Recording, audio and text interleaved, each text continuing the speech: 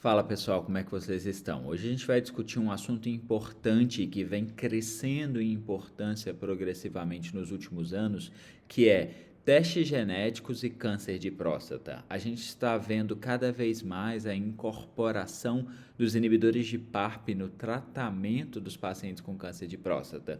Por isso, é importante que a gente entenda um pouco dessas questões genéticas relacionadas ao desenvolvimento do tumor de próstata.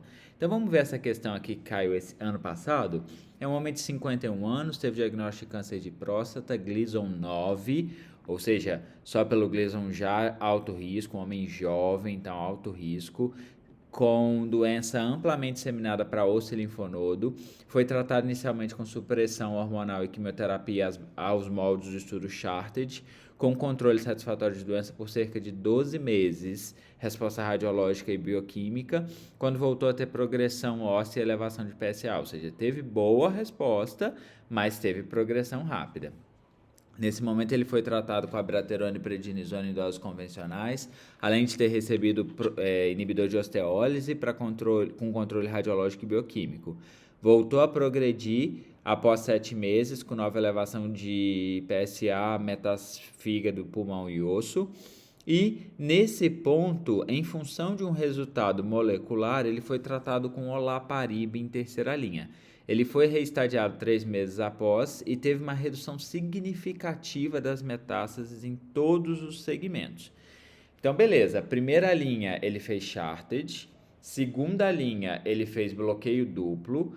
Terceira linha, ele fez olaparib porque ele tinha uma mutação encontrada em um teste genético. E aí ele pergunta, considerando a qualidade da resposta observada nesse período, qual é a mutação genética mais provável de ter sido encontrada no teste genético? Então, trocando em outras palavras, o que ele está perguntando é o seguinte: é um paciente que em terceira linha foi tratado aos moldes do estudo Profound, ou seja, é um paciente que recebeu olaparib em terceira linha porque ele tinha uma alteração genética. E se a gente lembrar do estudo Profound, o estudo Profound foi um estudo que incluiu esses pacientes que já tinham progredido a novo agente hormonal e no estudo Profound, várias mutações foram incluídas, especialmente ali na coorte B, onde RAD foi incluído, CHEK2 foi incluído, PALB foi incluído, tá? Mas a gente sabe que as principais mutações que a gente tem aí em câncer de próstata são BRCA1, BRCA2 e ATM, tá? Essas são as mutações principais. E quando eu penso em mutações genéticas levando à predisposição ao desenvolvimento de câncer de próstata, a gente tem que lembrar dessa publicação aqui da Nature, onde ela mostra que a massiva maioria dos pacientes com câncer de próstata não tem mutações, ou seja, 92% deles não tem mutação, apenas 8% dos pacientes têm mutação. E dos pacientes que têm mutação, a frequência da mutação a mais comum é ATM, seguido de BRCA2, seguido de CDK12. Essas são as mutações mais frequentes na prática clínica. Mas o que a gente sabe do estudo Profound é que quem melhor responde são os pacientes que têm mutação de BRCA. E ele teve uma boa resposta. Então, se a gente voltar para a pergunta, considerando a qualidade da resposta, ele quer que você leve isso em consideração.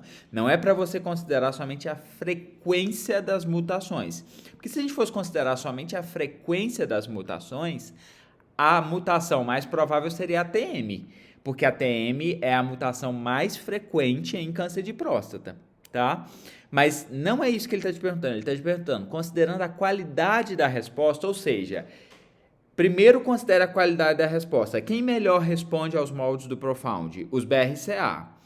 Entre o BRCA1 e o BRCA2, qual é o mais comum na próstata? O 2. Então, pronto, dá a resposta para a questão letra B, BRCA2. Questão difícil. Você precisava ter 2 conhecimentos elencados aqui, mas fiquem com isso na memória, tanto da frequência quanto da resposta apresentada no estudo Profound. Beleza? Então, essa era uma questão de relação genética com câncer de próstata. Tem mais uma de 2020. Vamos ver essa questão? É um homem de 52 anos, casado, 2 filhos, exame de rotina com o urologista. O paciente apresentou próstata endurecida com PSA de 23. ele tem história familiar. E olha, atenção, mãe com câncer de mama, por que isso é importante? Por causa de BRCA, né? Então, a mãe pode ter o gene do BRCA e ter desenvolvido câncer de mama pelo BRCA.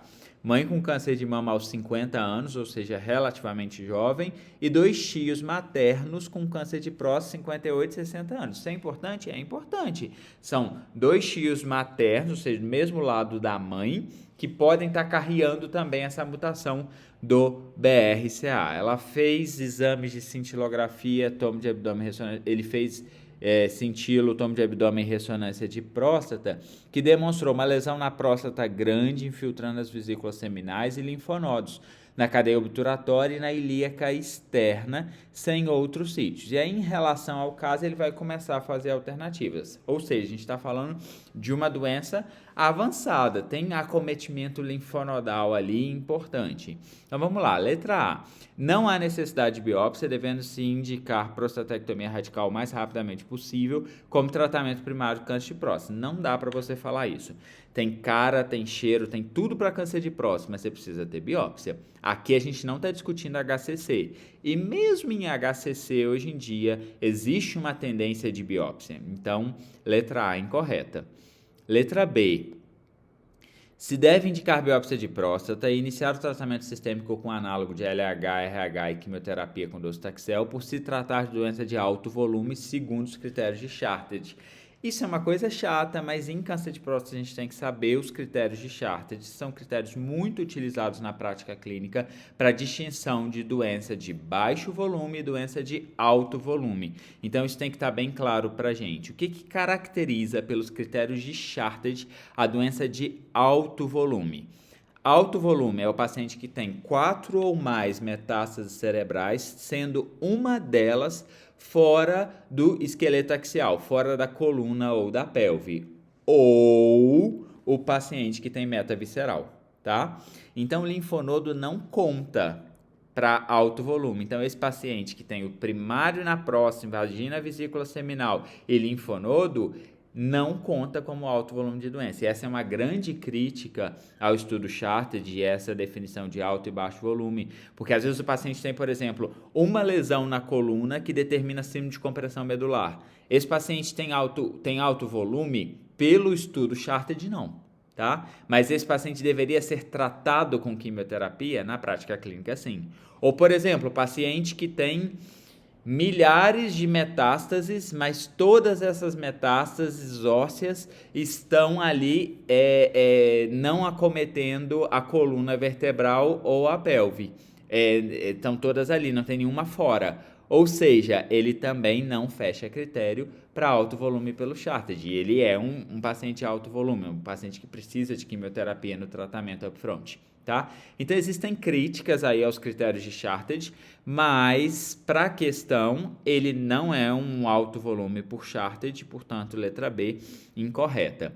Letra C. Após realização de biópsia, deve-se realizar o teste de DNA somático do material da biópsia de próstata, que servirá também para aconselhamento genético, já que o paciente apresenta história familiar significativa. Essa alternativa, ela parece certa, mas tem um probleminha. Vamos deixar ela em stand-by. Letra D. Se deve realizar aconselhamento genético sempre. Gente, aconselhamento genético você faz sempre. Não significa que você vai oferecer teste, mas aconselhamento genético deve realizar. E oferecer teste para avaliação de mutação germinativa patogênica, o que poderá implicar em rastreamento oncológico dos membros da família. É um paciente jovem que tem história familiar positiva, então ele tem alto risco para ter mutação germinativa de BRCA e de outros genes. Então esse é um paciente que merece testagem de mutação germinativa e, caso positivo, como a mutação é germinativa, eu tenho que fazer o aconselhamento familiar. Então, letra D correta. Letra E. A mutação germinativa patogênica mais frequentemente associada ao câncer de próstata é a mutação de BRCA1, não é? A gente já viu que é a ATM a primeira e dentre os BRCA, a principal é o BRCA2, tá? Então, tá incorreto. Por que a letra C deixa um pouquinho de dúvida? Porque a gente pode também fazer a testagem genética somática do tumor e se vier positivo somático, a gente fazer o germinativo. O que está errado aqui é que ele fala que vai fazer o teste somático e o teste somático vai servir para aconselhamento genético. Isso não é verdade. O paciente ele pode ter uma mutação somática no tumor para BRCA e não ter uma mutação germinativa de BRCA. Portanto, isso não ser uma característica familiar transmitida, e sim uma característica adquirida. Portanto, mutações somáticas não servem para aconselhamento familiar, somente mutações germinativas. Com isso, o gabarito da questão ficou letra D. Perfeito? Tema quente, tema frequente, tema que pode estar na sua prova. Um forte abraço.